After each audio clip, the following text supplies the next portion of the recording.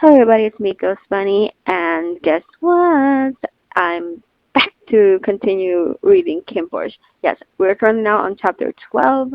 I still haven't gotten the second volume. I don't really have as much money as I would like, but do not be worried. I will, in fact, I don't find an online version or something. Yeah, I will eventually buy the second volume, but for now, I'll probably have to find an online translation or find, I don't know. But don't worry, I will try to read or find the second volume so I can read it for you guys. But yeah, with that being said, I'm gonna be reading chapter 12, capítulo 12 de KinnPorsche. Now I'm gonna give my little disclaimers before anything, and that is that one, I have no affiliations with Seven Seas or with why do I keep forgetting the name? Beyond Cloud. I don't have any affiliations with Seven Seas or Beyond Cloud, the author, or any of the sorts. IQIYE, any of the sorts. This is just for funsies. I'm not sure if there's unofficial audio. I'm pretty sure I keep saying this every time, but I'm possibly sure there isn't an official audiobook. This is not it either. This is just for the funsies of it. Also, I'm not a Thai speaker. I do not speak Thai natively or fluently or anywhere close, so if you hear mispronunciations, it's not on purpose. I'm not trying to make fun of the Thai language. It's beautiful. So, yes. Also, I do speak English, but with reading, I sometimes question if I know English myself. That's a good question. I'm a native Spanish speaker, so you might hear a little bit of that just coming in. Okay? Pero, yeah. With that being said, let's start. Oh, wait. Before I start, this is just taking forever, but I'm going to give you guys a little previously on because it's been a while since I, uploaded me reading KinnPorsche, so in case you guys forgot. Last time, Kinn was drunk and he was on top of Porsche, giving a little mwah, mwah action, and Porsche was like, what's going on? What's going on? And yeah, they were gonna go to Pound Town. The last line is, I let out a loud moan, a thrill running through my entire body. It felt so good, he was on his neck. So, I'm not sure if this chapter we're gonna get a little spicier, but I do want to give an extra disclaimer just in case. I haven't read the chapter yet, obviously, but I don't know if we're gonna get spicy. It's just the last time we were moaning and feeling good. So I don't know. Just giving it just in case. But yeah, let's begin because you guys didn't come here for that. You came here for KinnPorsche. Well, yeah, you did come here for that. Yada, yada, yada, yada, yada. Okay. Chapter 12. Question. With a great deal of effort, I managed to roll over as I pried my heavy eyelids open. I was struck with a pounding headache. Fucking booze. This happened every time I drank. Why did I still feel like throwing up? Damn it. The headache kept intensifying, like there was a boulder knocking around in my skull. I slowly pushed myself up and slowly peeled a blanket off me. Hold up. Blanket? On a king-size bed? This room looks familiar. Fuck. Shit. Where am I?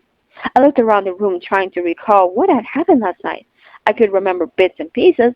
We gone out, to Madame York's bar. When we got back to the house, I helped Pete bring Kinn to his room, and I gave him a sponge bath. Shit! Don't tell me this is Kinn's room. I looked around and saw that I was alone.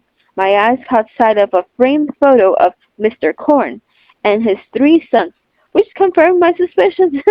God, fucking kill me, please. This was definitely Kinn's room. I pulled out my hair in frustration. I couldn't believe this fuck.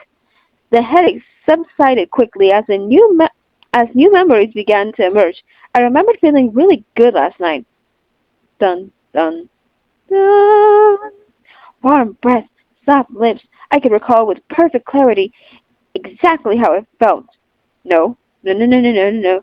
No, it's not. No way. What? Why would Kinn kiss a fucking guy? What is he? Gay? Disgusting. Disgusting. Even though I'd been drunk, I'd still been conscious. So it wasn't great. Well, let's see.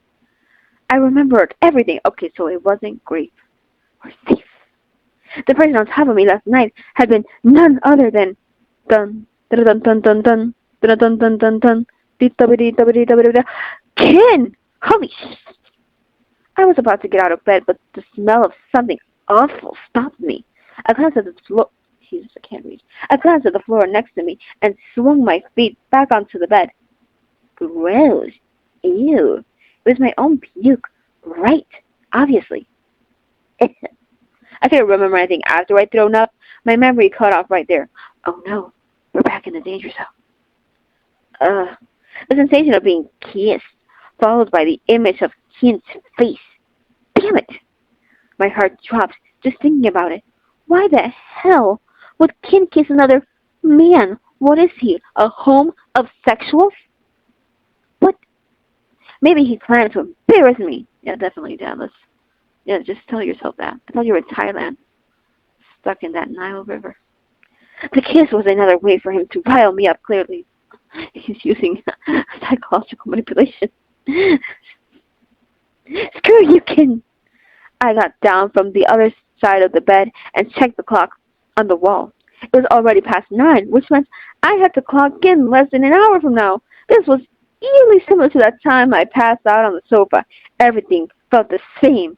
I stood with my arms crossed, glaring at the glass door before opening it. The sound of the glass door sliding open caught the attention of Kinn, who was lying on the couch under a blanket and playing around on his phone. He was probably on the TikTok. He turned to me, his face as impassive as ever. He didn't utter a single insult. That surprised me. It seemed like Kinn got annoyed at me less than less lately, like he's getting used to me or maybe becoming a human being. Nah, doesn't sound like him. Sounds like fake news. But yeah. It seemed like Kinn I read about that. I missed our verbal sparring. We're losing the spark, damn it. He's no longer insulting me. He's no longer calling me a stupid, dumb bimbo. Where's the spark? It's like he doesn't even love me anymore. Why did you wake me up? I asked in my usual tone, but then my voice got softer and as I wondered, what the fuck are you doing here? I felt guilty seeing him on the couch like this. I'd taken over his bed. What am I? Maybe I'm the monster. Cleared her vomit, he said, without looking up from his phone. The kind of TikTok is he looking at? Yeah, I know you didn't wake me up, I said, walking back into the bedroom, bending down to clean up my puke with a tissue. I felt a returning wave of nausea. Yeah. I was still wearing the same clothes I'd passed out in, and its stench of alcohol and vomit made me dizzy. It was a good thing I hadn't scattered all my clothes on the floor like last time, or else I would have felt even more guilty. I was lucky he didn't shove me out of his bed to sleep on the floor with my puke. Wow, basic human manners. Applaud, my good sir. I wiped the floor one more time with a damp cloth. Then I stripped the comforter off the bed, planning to get it clean. I wasn't going to do it myself, though. Like, fuck you. Like, I don't know, get some of the skills. I don't know, I'm not going to get Pete to do it, I don't know, ask if there was, I would go ask Pete where the maids were, because, I don't get paid for this shit. And reek of alcohol.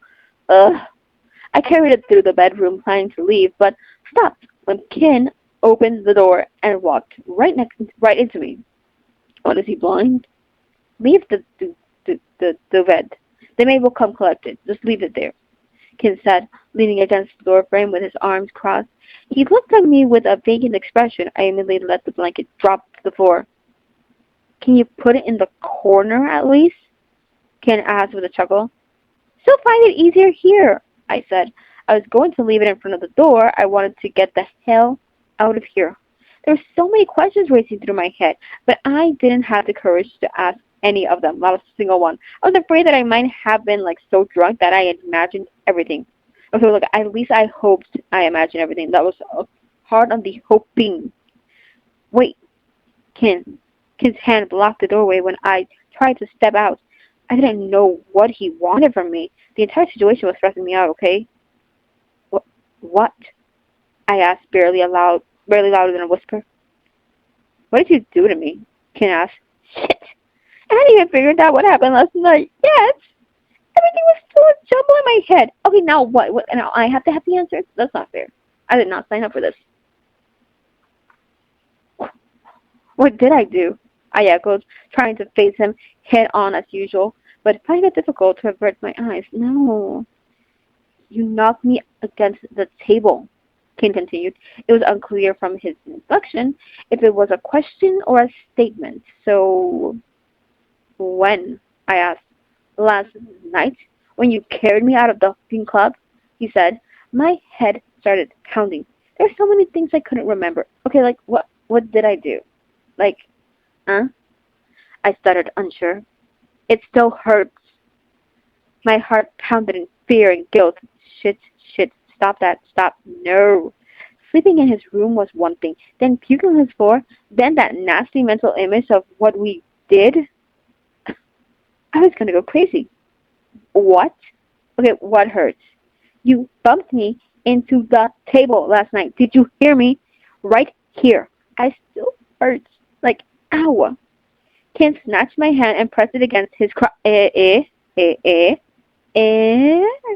his crotch. In front of my head. Only the thin material of Ken's flimsy pajamas separated my hand from his. Is this loud? His dick? Ken's hand held mine in place. I froze, my eyes widening as I felt him start to get dun dun dun dun dun dun hard. Ah. Everything. Spicy. Stand by. I quickly pulled back. What the f*** are you doing? You head? I pushed away from him, from his arm, blocking the doorway, and scrammed out there. Oh, I'm not getting spicy. Damn it, no conscience. That bastard. What the f*** was that? I slammed the door shut. All of the men standing guard in front of his room flinched. Big wiped around to face me. He whipped around to see me, his face full of questions. But I didn't want to stay there any longer than I had to, and honestly, I didn't necessarily like. Okay, did I? Did I not? I don't remember. Look, I have mixed feelings, and I'm very confused and very drunk and very not here, so I headed straight to the stairs. Wait! Big yelled, yanked my arm. I tried to shake it off. Let me go, I cried out loud. Irritated, I turned to face him. Why were you in there? Huh? Big demanded, his face furious and his voice stern. Okay, like none of your business. None of your business, I snarled. Fuck. Ken was annoying enough, and now this? Like, he has the right to be a bitch because he pays me. You have to pay me. Chop, chop. Porsche, you little shit. Why were you in there? He shouted in my face. Like I said, none of your business. I wanted to walk away, but Big held my arm in place. I just shake him off multiple times, okay? I couldn't take it anymore. I closed my eyes, trying to push down the overwhelming urge to punch this bastard in the face. Answer me, he insisted. And what happened to your neck? I didn't understand why Big was being so damn nosy. Does he not have anything better to do with his life? I don't know. Watch something with, I don't know, your mom. Figure it out. Do something. Look, I'm pretty sure you could masturbate. I figure out, do drugs. I don't care. Just get out my asshole. Yeah. I reached my neck and realized that the bandages were gone. So, shit.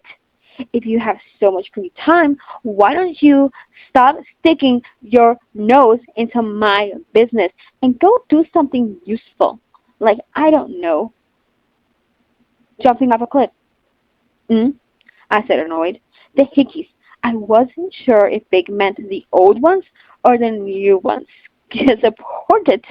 My suspicion that my memories of last night were real. Maybe, who knows? Could be. Either way, it was still none of his business, and he should just start minding it on his own. I'm not here for his shit.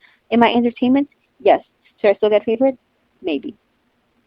Correction. Yes, pay me. Pero, yes. Porsche, look. I'll kick your head in if you don't answer me right now. Vic shouted, raising his fist. I wasn't afraid of this guy, so I rolled my eyes and my sleeves up. Well, I didn't roll my sleeves up, but I did roll them, hoping for the opportunity to take out my anger on him. Why do I hear a dog barking this early? Paul's voice came from behind me. He walked up to me, put his arm around my shoulder, and pulled me back. What? Stay the f out of this, Vic yelled. What's up with you two? Forgot to take your chill pill? It's like what? 5 a.m.? You assholes. Getting crazy this early in the morning? Are you insane? Arm said, moving to stand beside me. You all want a piece of me? Huh? You want it? Because these hands are E for everybody. Vic seemed furious.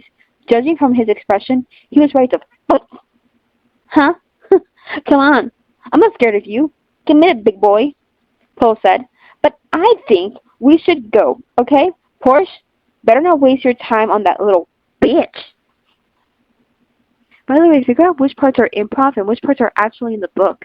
I want to know if you guys think I'm that funny or if the book is actually as unhinged as you thought it was going to be. Because I want to know who you think is more unhinged, me or the actual written text. Because I'm curious. I rarely ever have to improvise with KinnPorsche. They already have the material. Next question. Do you guys think I improvise too much? Because I don't. No, I'm not lying. I don't. Continuing, Paul urged me to keep walking. I took a glance over my shoulder and saw Big trying to lash out at us, but his men held him back. His frustrated shouting followed us down the hallway, but we didn't pay any mind. Paul and Arm dragged me all the way to the staff catering, where we found Pete in his usual casual clothes, eating. Big being an asshole, what a way to start the day, Arm said as he placed a bowl of rice porridge in front of me. Don't mind him. Just let him seethe, okay? Thanks, I said, picking the vegetables out of my bowl. Sticky bitch. Paul turned to me. Porsche? Yes. I thought your shift ended at midnight. How did you end up in Mr. Kinn's room? I stayed silent, unsure how to answer. Also, my lawyer isn't present, so I'm not talking. Yeah, Paul. How do I tell you this? I got drunk and ended up crashing in his room for the second time this week. Man, talk about it. Do you get deja vu? I glanced at Pete, who was smiling mischievously and suddenly remembered that he did last night.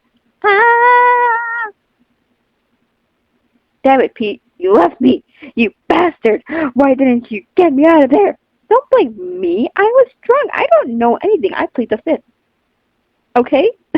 I'm innocent of all doings, Pete said, with a smirk like he was hiding some big secret.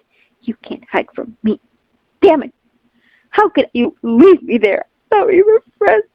I was kind of offended. Pete was playing innocent in front of me and my porch. That irritated me. You got another hickey, Paul exclaimed. Shit, Porsche. I told you to count me in if you found some hot chicks. Come on, we're the babes. What girl gave you that? Yeah, mamita, she really wanted you. Fuck. Pete, who was eating his own bowl of rice porridge to be exact, burst into laughter. Burst into giggles. Same Schmidt. What's his deal today? He's acting fucking weird. What are you? Are you possessed? Are you actually Pete? Blink twice. What is it, Pete? Why are you laughing? Oh, nothing. This is the food's hot. When food's hot, I giggle. Ha. Pete said. I looked at him, trying to figure out why he was acting so suspicious. But he shook his head like he knew nothing. No, don't look at me. I don't know anything. I don't know anything. Stop looking at me. Man. I wish I was born with a face like Porsche. Get drunk and get a girl every single time. But no, here I am trying to put on my best look, and I'm still trash damn relatable. No girl has even spared me a second look. Damn, Paul, stop being relatable. He's just like me for real. I didn't know how to respond to that, so I wolfed down my food and went to my room to get ready. Horse! The boss is going out today. Don't forget your uniform. Arm shouted after me. I turned and nodded at him, then went straight to the bedroom. To the bathroom. Shit! That's a new hickey. Shit. No. God damn. Jesus. Shit. So my memory of last night were, it was real. I wanted to ask Kin why he kissed me, but I was too afraid and too shy. And what the hell happened this morning? Was he... No. Couldn't be. Guy? Homosexual? Malumama? Man-loving? Manacles? No. I wasn't sure.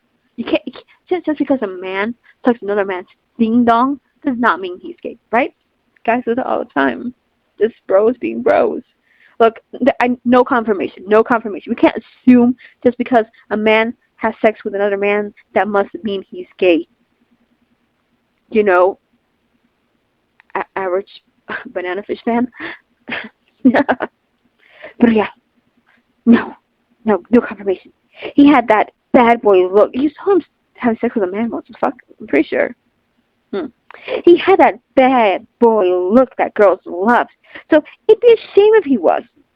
But he'd been acting weird lately. So he could just be fucking with me. Or wanting to fuck me. But no. Just fucking with me. I let out a heavy sigh.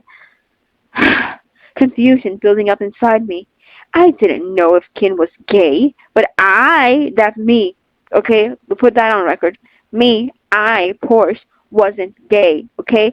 I wanted to punch him in the face for what happened this morning. Holy if he did that, he kissed me last night. Yeah, no, I'd take his ass. Yeah, I'd kick it. I had to admit that it had felt good, but you know what? It was only because I was drunk. It doesn't count. It's not gay if you're drunk and you say no homo afterwards. So no homo. Big brain. If I had been more aware that I was kissing a guy, I definitely wouldn't have responded like that. So, again, doesn't count. What the hell was Ken even doing? I quickly took a shower and got dressed, then went to Tankun's room. One of my duties was to drag him out of bed. He had partied a little too hard last night, and, well, Paul and Arm told me I'd be going to the shooting range around noon. Mr. Korn wanted Tankun to practice shooting regularly, so guess who was stuck with that? He could, for him to get better at defending himself, because, Jesus Christ, he has to stop getting kidnapped. Pretty sure he's just donating himself. They didn't even try at this point. They're like, Master Tankun, your regular getting your ass beat and kidnapped has arrived. Ooh, right on time. That's the only explanation. Look, Paul wouldn't be joining us since, it'd be after his shift. Good thing I still had Arm to keep me company. It was a relief to have friends around. You got a friend in me. Tankun's daytime bodyguard and I helped haul him into the bathroom. He was as heavy as a corpse, okay? He's quite skinny, but he's heavy. We put him in the bathroom and knocked on the door from time to time just to make sure he was, he wasn't passed out. Tankun's guard of the day shift was, we're all pretty nice people. They even talked about our night out and, at the club, saying that they wanted to join us next time. They offered to swap shifts someday, which I was fine with. I was willing to bring them with me, but it depended on whether Tankun wanted to go out again or not.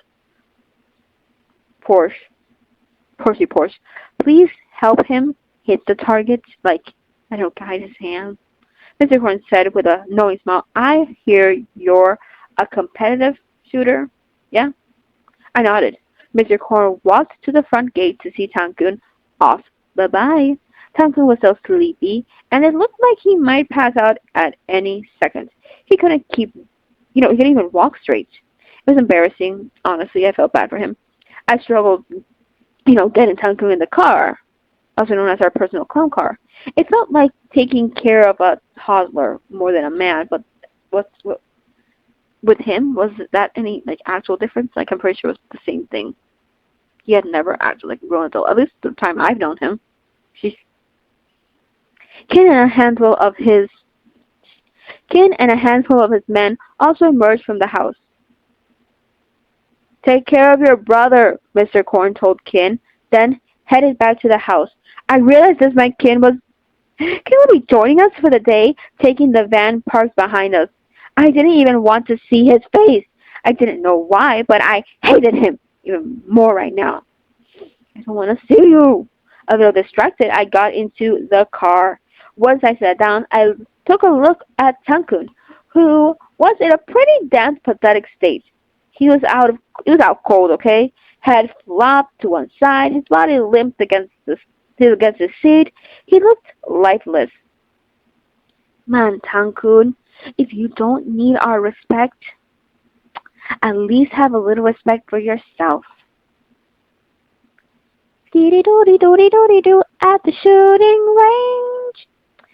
Mr. Tangkun, I'm going to get you some coffee, and also some for me, 'cause I need it, I said. I couldn't stand watching Tangkun doze off anymore, so I went to order him some coffee.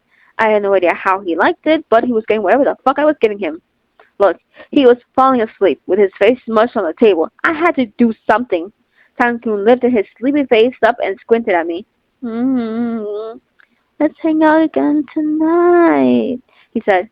Sir, you're not even sober yet, I told him, plainly. Man, you really need to look at yourself right now. I don't know, just some self-reflection is needed here. I am. Please, tonight, he pleaded, trying to open his eyes wide. Well, since you're sober, sir, then get up. It's time for training. I looked through the window. At the range, the other bodyguards and Ken were having a blast shooting targets.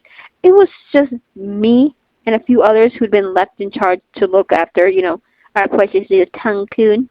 My fingers were itching for some trigger action, but I couldn't leave this hungover idiot to his own devices. He'd probably kill everyone here somehow, without the need of a gun. No bullets required. No, it's too loud, Tangkun said, planting his face back on the table. Okay, sir. Then we won't go out tonight, since you haven't sobered up yet, I said, crossing my arms and pretending to ignore him. Don't patronize me, Tangkun snapped, lifting his head up immediately to shoot me an offended glare. He looked much more alert than before. Was he pretending? Huh? I'm not patronizing you, sir. If I take you out in this state, Mr. Corn is going to rip me a new one. Okay? I said, my expression cold. He gave me a bratty look before springing up from his chair and walking to the range. He grabbed a pair of noise-canceling earmuffs from one of his bodyguards and hastily put them on. I let out a sigh. Arm walked up and threw his arm around my shoulder, smiling proudly. You got some balls, man, he said, ordering the boss around. He patted my back before handing me my own set of earmuffs. I quickly took them and went after Tangkun. The shooting range was closed for our private use today. Arm said the faculty was one of the many businesses, owned by the family. On regular days, there was a lot of visitors, but whenever any, members of the clan wished to use it, it would be closed for privacy. What a cushy life. If I were a member of this family, I would be here every single day. You will keep an eye on the boss. That guy's never hit a target in his entire life, Arm said. He walked to the firing lane and deftly aimed his gun. furiously blasting the target like he was releasing weeks of pent-up anger. I approached Tankun, who couldn't even figure out how to load the magazine or turn the safety off. I stood right behind him, trying to guide him with gestures. Just no, no, no, not that. God, no, no, no. Why are you holding it upside down? I couldn't instruct him with my voice because we both had soundproof earmuffs. Damn it! Ugh!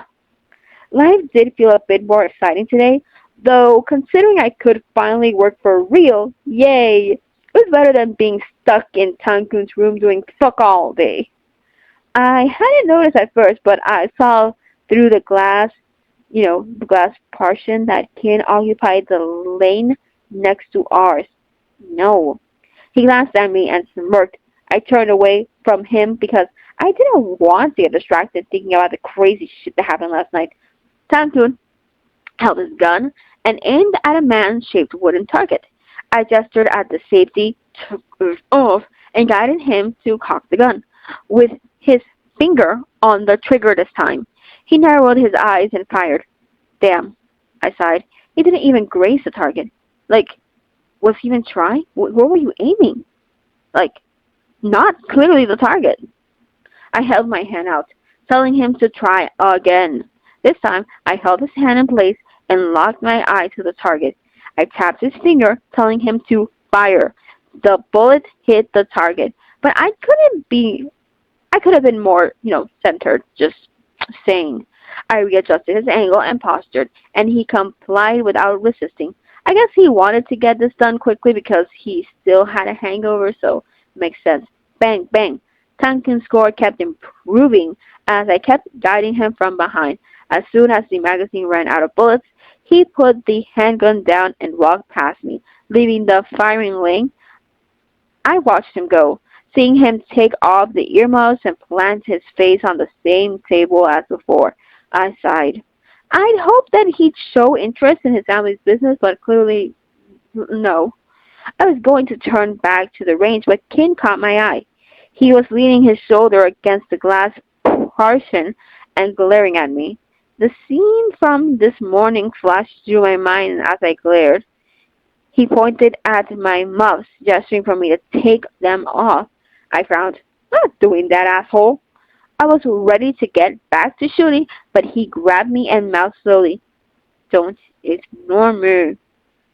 I shook his arm off, knowing he was just messing with me. I ignored him and moved to turn around again when he did something unthinkable. He pointed the gun in his hand at my head. I was taken aback. That was a real gun. What? The thing could fucking kill me. I stared at him in stunned silence. My body froze in place. What the was he doing? Scared? He asked, breaking into a grin.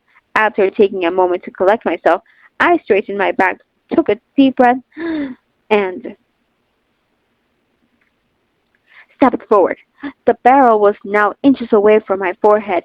Kinn narrowed his eyes at me, then grinned even wider. I'm not scared of you. Yeah.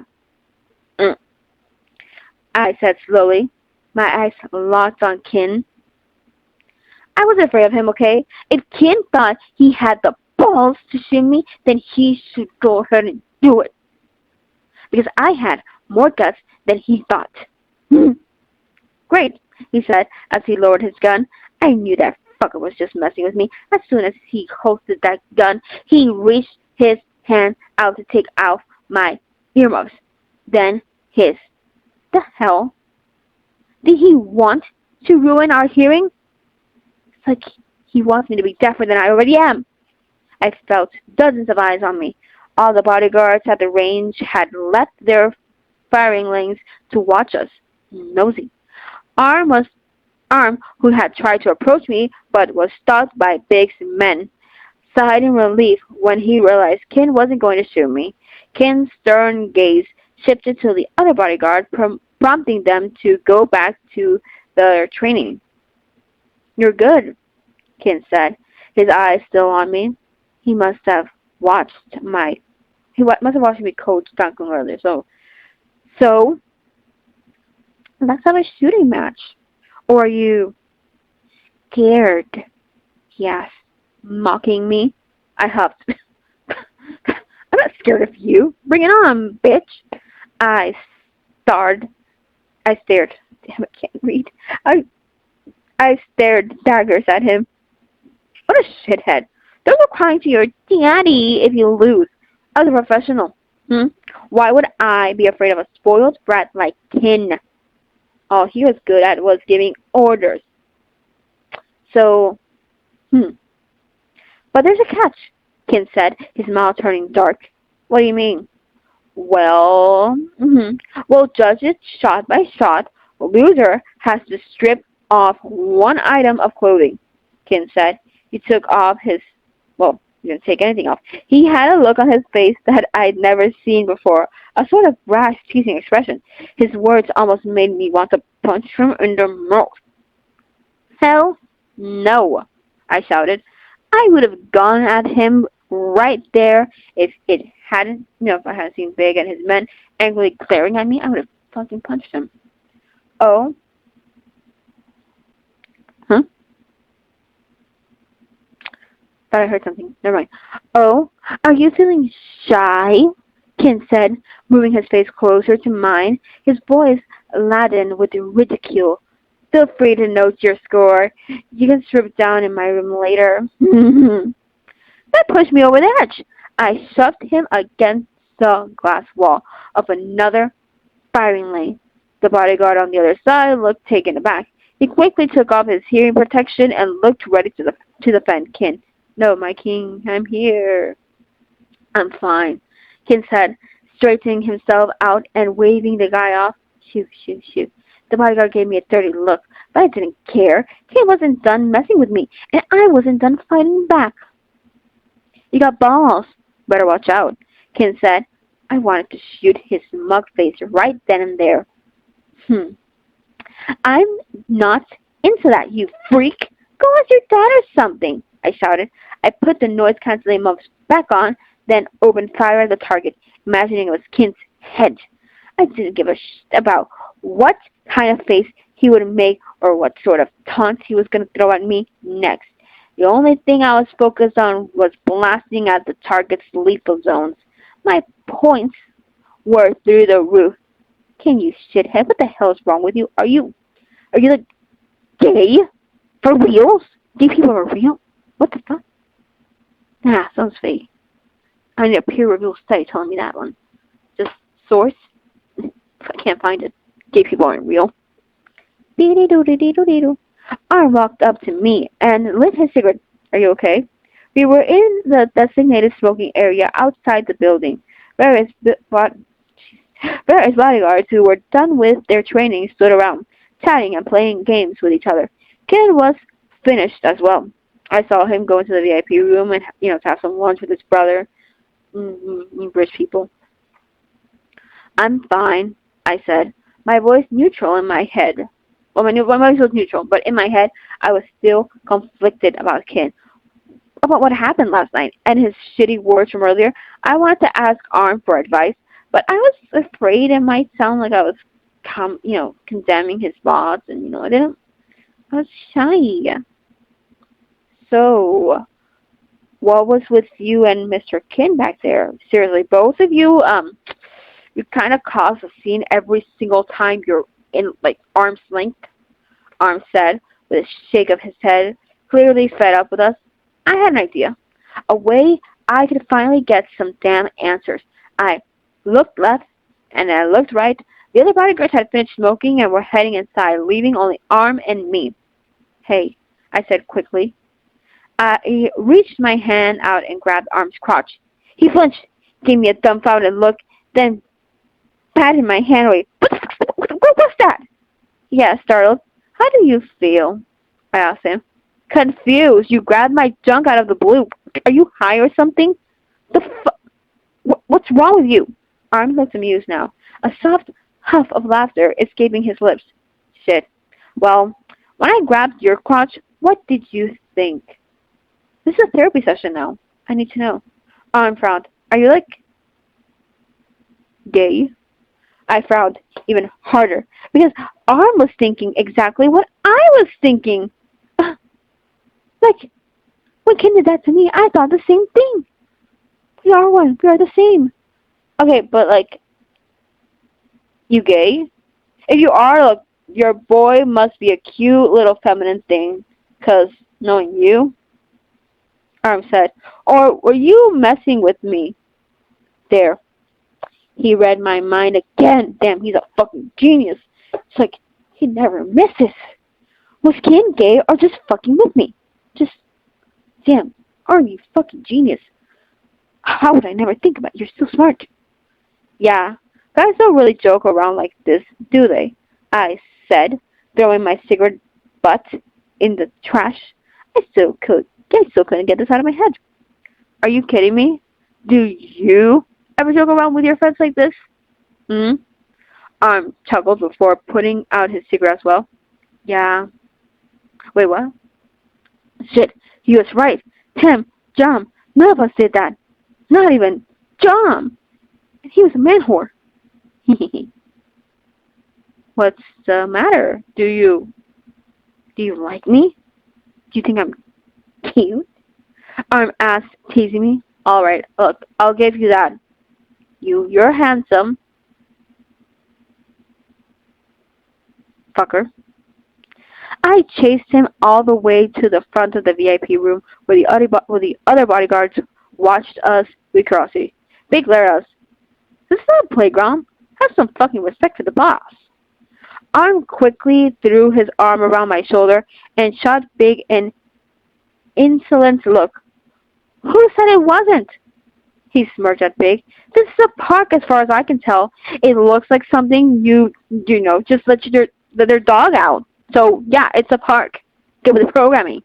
Big jumped up from his chair and rushed over to us. Who are you calling a dog? Arm and I weren't threatened by his aggression at all. We glared back at him. I hear someone barking right now. Arm said. He put his arm in his pocket and whistled. I can't whistle, I'm so sorry. You, Arm, Big shouted. He began to raise his fist, but then the door to the VIP room opened. The hell is going out? The hell is going on out here? Tonkin said. Damn, you're fighting like a bunch of bitches. Excuse you? Language. They say that now. It's because it's Tonkin. It's the only reason. Arm howled with laughter.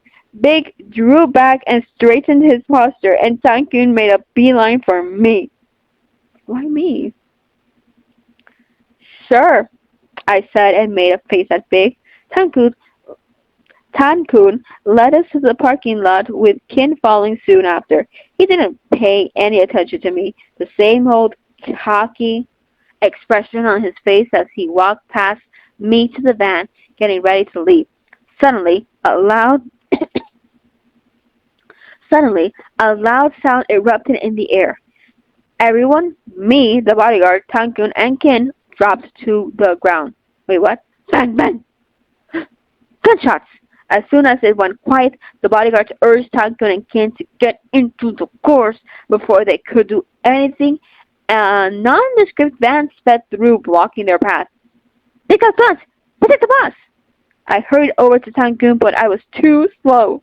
A group of men in black shirts and ski masks emerged from the van. I hit one of them with a flying kick before he could reach Tankun. Tankun was almost in the car, but the door couldn't close because those fiestas kept yanking him away. It looked like the situation was the same as, at Kin's van as well, so pull, pull, pull. Let me go, I don't want to go with you. Tankun kicked and screamed as the men wrenched his hand back. I quickly sent each goon to the ground, slamming my fists into their face one by one and kicking and jabbing with my elbows and knees. The martial arts I spent so much time practicing, mastering, had finally come in handy. Grazie, everybody. Those men were definitely professionals, but I managed to hit each of them in the face several times. The parking lot was chaotic, like a full-on chaotic scene.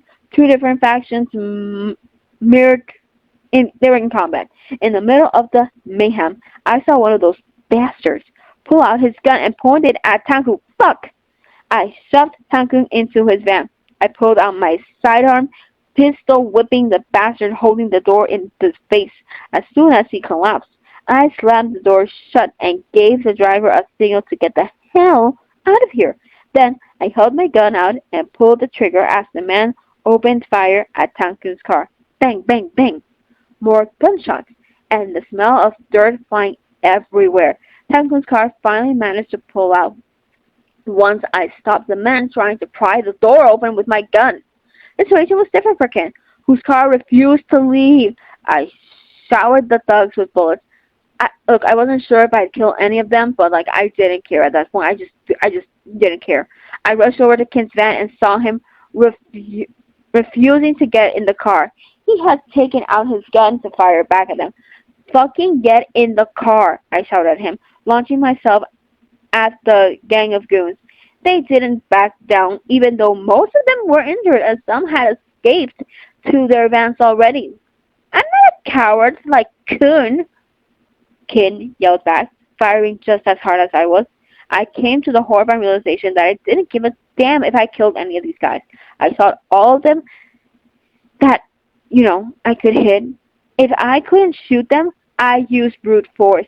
I yanked one guy's hair because he was going after Kinn, then hit him in the neck with the butt of the gun, of my gun, with all my strength. Get in the car. You're not helping, I said. All the while our bodies kept moving, kept fighting.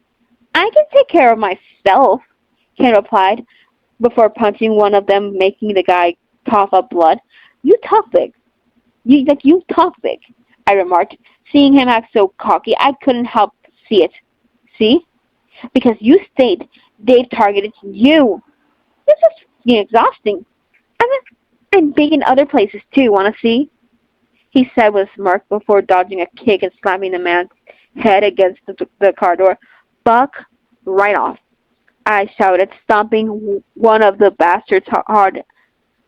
I suppose I was imagining it was Kinn because it was a particularly violent kick, okay? I just jammed my foot. How did Kinn manage to have a dirty mind in moments like this? As we fought, gunshots echoed and erratic intervals, along with pain groans and shouts, not from us, from our side, but theirs. They did not look nice. They were fucked. There were only a few of them left standing, but they still didn't give up trying to get Kinn. I saw one of them retreat to his van and aim his gun at Kinn. I quickly pushed down out of the line of fire. I was fuming. These fuckers didn't know when to quit.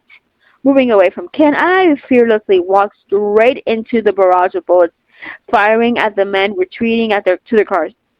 I didn't give a damn about my life. I was too busy exceeding with rage. Why were they still shooting? Even after I gave them hell, they refused to back down. They wanted Kinn so badly, it was pissing me off. I was exhausted from all the fighting. I was furious. Bang, bang, bang. Porsche! Stop! Kinn shouted from behind me. Mr. Kinn, don't! One of, Kinn's men tried to stop him from approaching me. I was too preoccupied to pay attention to Kinn. These fuckers wouldn't stop spraying bullets at us. In less than a minute of exhausting gunfire, I felt a sort of heat in my arm. I was hit with such force that my gun fell from my hand. My arm went numb, and my rage ravaged mine. Didn't even register that I had collapsed to the ground. Shit! Bang, bang, bang. The 3 gunshots rang out before the enemy van left.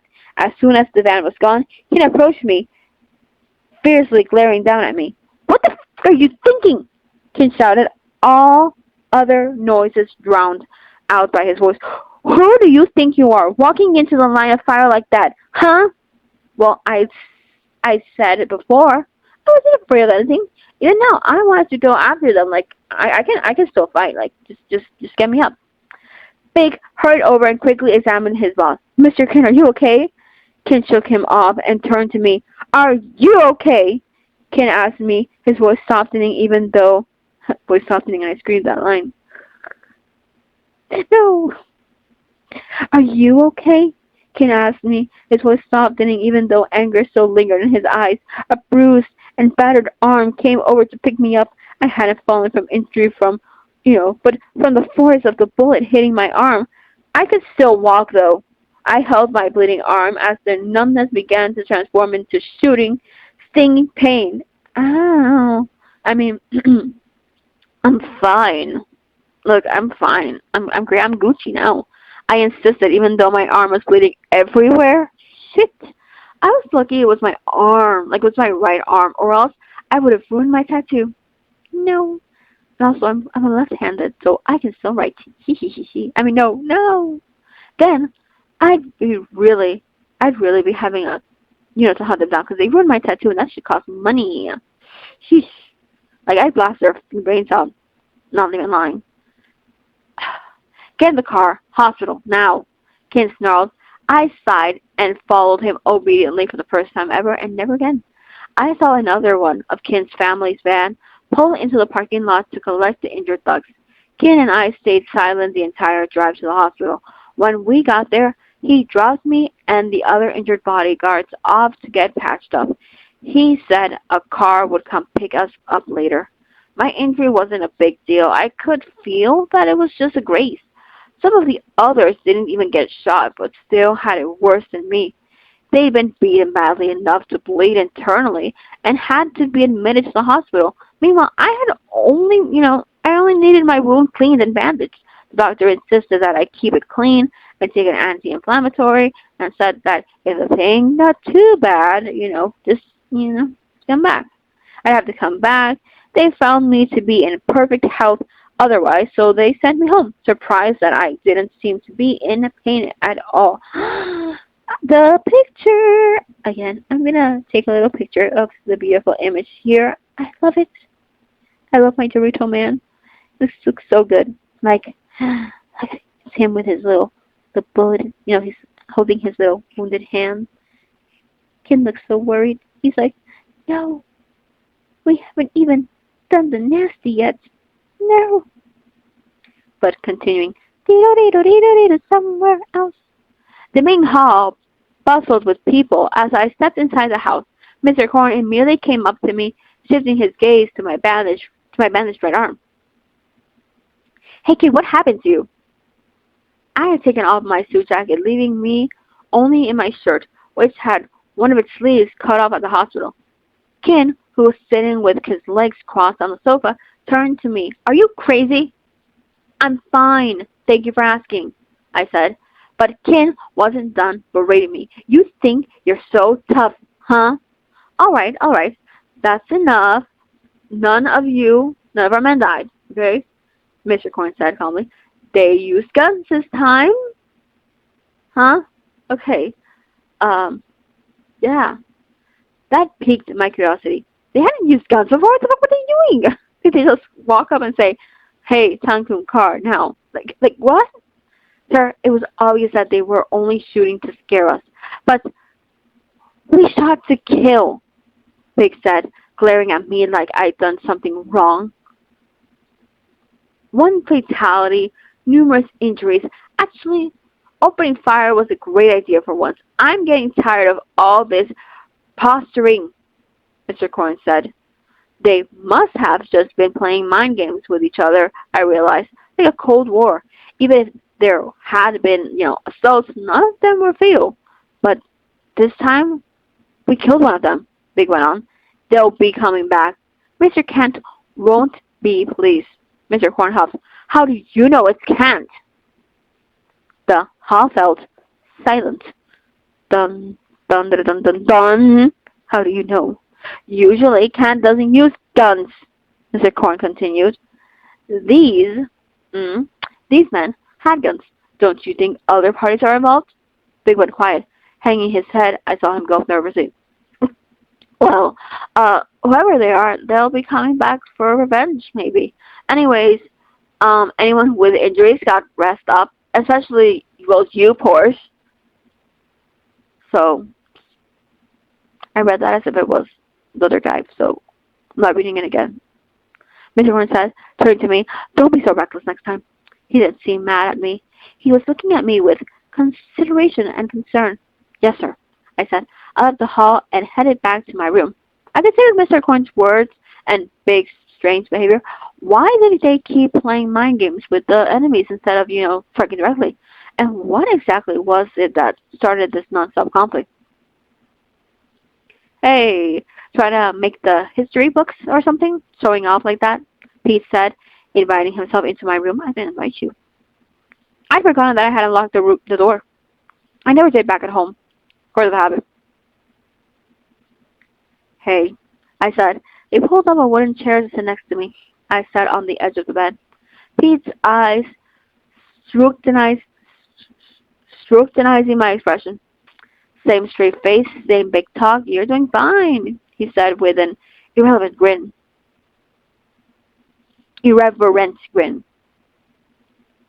Hey, do we not usually open fire?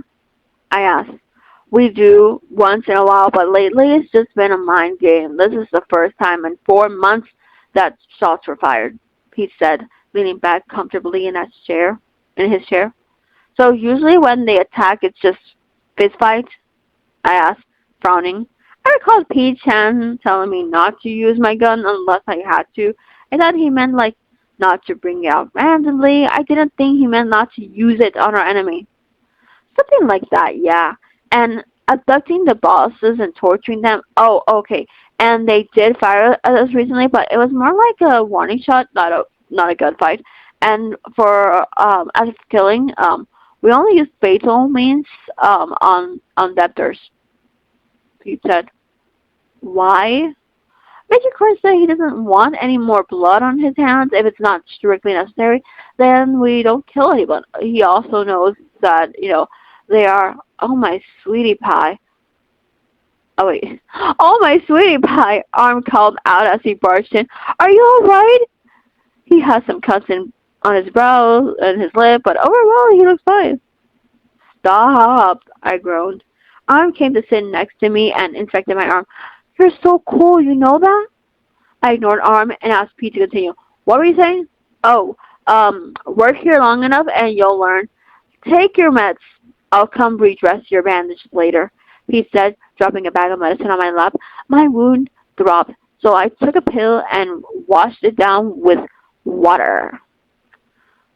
I'm gonna rest for a bit and go home. Am I free for the rest of the day? I asked Arm. I thought Arm was talking. Damn it. My shift was supposed to end at midnight, but it wasn't that late in the evening yet. You should stay here tonight, Pete said. Do you think you're good to drive? I reclined on the futon. No pillow, no blanket. I wasn't planning on staying overnight. Yeah, I want to see my brother. No offense. Look, you guys are cute and all, but no, I just don't want to see your faces. No offense. Just that. Look, you can see him later. I'll drop you off, Pete said. Not long after, everything faded to black. I didn't care if Pete or Arm stayed in my room. All I knew was that I'd exhausted all my energy and I was too tired to stay awake any longer. The next day, maybe. I groaned as I felt cold dampness press against my right side. My wound was exposed. The bandage from earlier was gone. Trying to be a hero now, look at you. The quiet voice came. My heavy lids opened slowly into squint. The hell are you doing here for? I grasped out the image of Kinn, came in focus in my blurry vision. No matter how badly I wanted to get up and confront him, my body felt too heavy. Kinn, dressed in comfortable clothes, rested on the edge of the bed as he fiddled with my arm. Hold still. I'm nearly done. Go away, I croaked, trying to force my voice out to get this shithead to leave. For all I knew, he snuck in here to fuck up my arm even more. Is it infected? He seems to have caught a fever. Kinn continued. Fuck Porsche. I thought you wanted to stay alive. Take care of your little brother. Why did you get so reckless? You hothead. Something warm pressed softly against my forehead. Get out of here, I muttered. Shut the fuck up. Save your mouth for something more useful, he said, a smug smile on his handsome face. I couldn't see him clearly. My vision was so blurry. Save it for what? I asked, not knowing what, might have gone into me. Kinn looked cocky. Wouldn't you like to know, water boy? He said. A moment later, I felt him bandaging my arm back.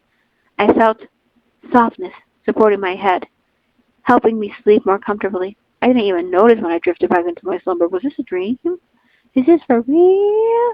Deedle-deedle-deedle. Now the next day. That was nighttime. Da-da-doo-doo-deedle-deedle. He's talking in his sleep, Kinn mumbled. Hey, Porsche, said Tanku's voice as the doors opened. The broad figure loomed over the futon, inching his face closer, then quickly straightened up. What the hell are you doing here? Tankun asked loudly, prompting Kinn to press his finger against his lip. He's asleep. Shh.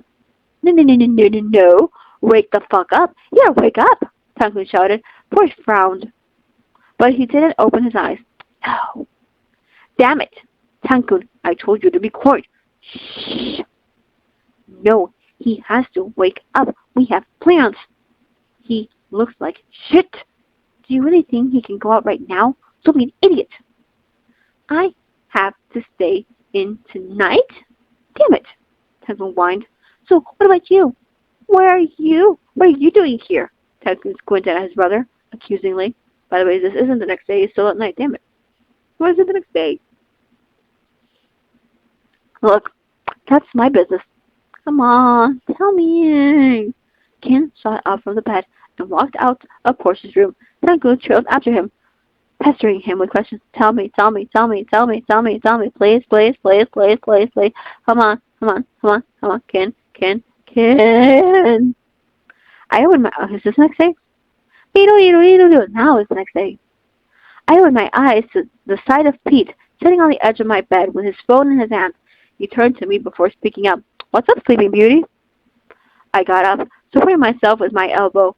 My head had been resting on a pillow. I realized that there was a blanket covering me. Is yours? I asked, my voice hoarse. Pete sat still, ignoring my question.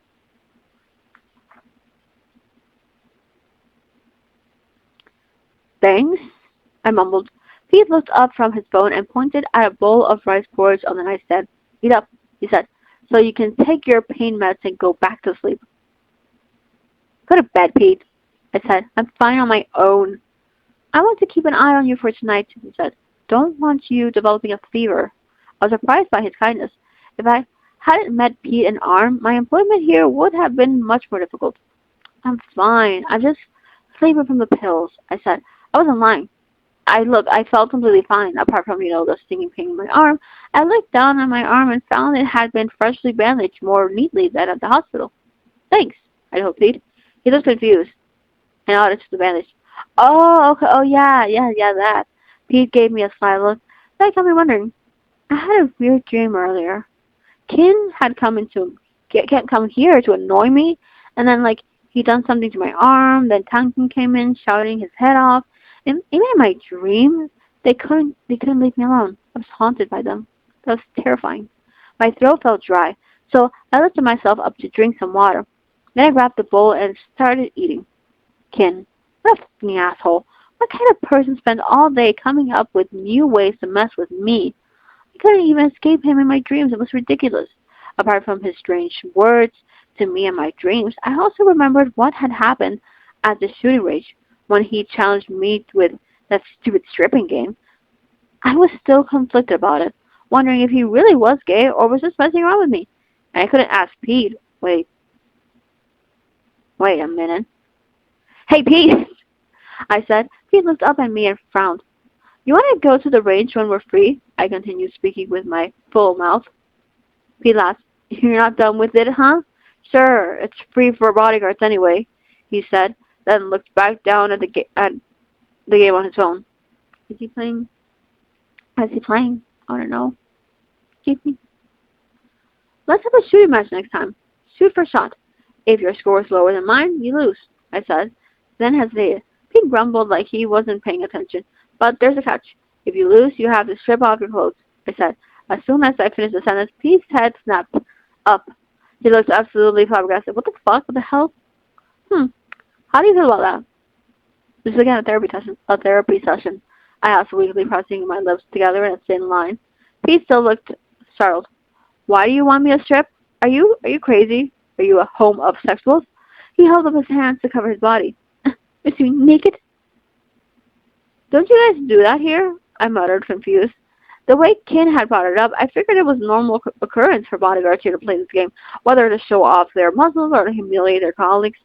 Nobody here is into fucked up games like that, weirdo, Pete said. He paused for a moment, narrowing his eyes at me with interest. Why? Did someone ask you to... No one? No, I'm just curious. No. Yeah, I don't buy that. I don't buy into it. Who was it? Who wanted to see your perfect chiseled body, huh? Pete raised his finger to point at me. I turned my shoulder toward him and gobbled down the rest of my porridge. I'm done. You can leave. Fuck off. No further questions. No further questions.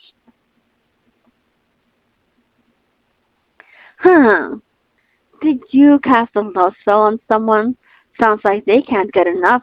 He moved closer to me, as if to pressure me into answering. Hey, you little shit, get out. I elbowed him. I'm staying here tonight. I already brought my pillow and blanket, Pete said, pointing to a spot on the floor opposite to my futon. No, I'm fine on my own, I insisted. Pete ignored me. Are you going to class tomorrow? He asked, lying down on the floor and pulling his blanket over himself. Yeah. Are you feeling up for it? Why are you so worried about me? I'm fine. I was starting to get annoyed. I was tougher than people thought. And the bullet wound? It was just a graze. Can I go with you? Where? To the university. I have a day off tomorrow and I wanted to go to see some college girls. Please, please, please. Got up, resting his chin on my bed frame as he begged. You don't go to college? I thought we were the same age. Shouldn't you be attending university as well? I only went to high school. I was a professional boxer for a while after I graduated. Then I started working here. Please, please, please, take me with you. With him pleading like this, I guess he probably didn't have that many opportunities to make friends with people his age. Even Arm seemed a little bit older than us. I agreed to take him with me. He'd been so nice to me. Look, I couldn't say no. Would you appreciate the face?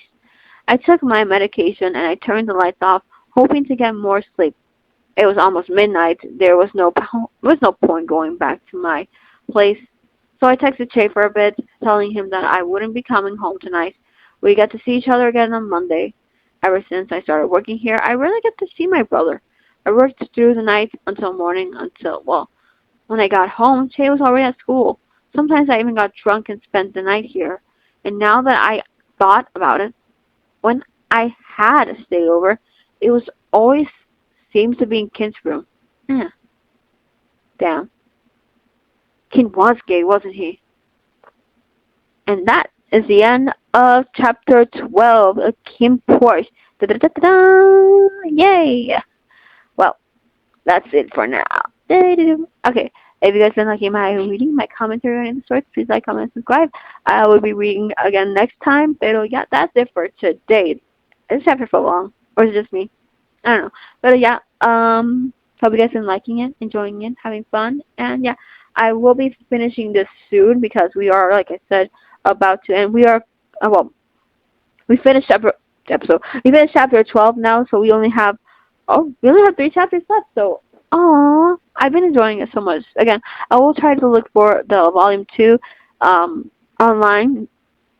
As for now, I don't have the funds to buy the second volume, but yeah, don't worry about it. I do want to finish the entire, all of them, all of the KinnPorsche. But yeah, for now, that's all. Well, that's all.